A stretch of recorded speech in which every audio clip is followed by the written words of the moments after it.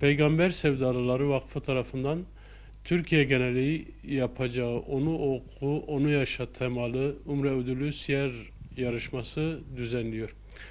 Peygamber Sevdalıları Vakfı'nın yapacağı siyer yarışmasının Midyat koordinasyonunu derneğimiz Azimler tarafından yürütülmektedir.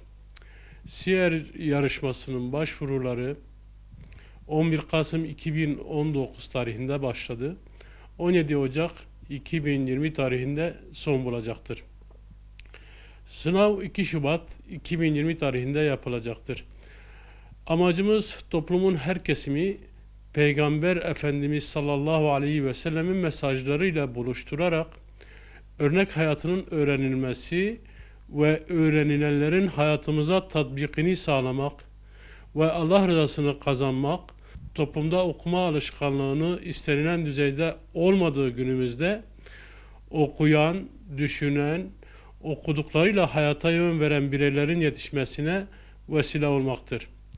Bu vesileyle toplumun her kesimi, kaybedeni olmayan bu yarışmaya katılmasını azimler olarak davet ediyoruz. Bu yarışmaya katılacak bütün katılımcılara şimdiden başarılar diliyoruz.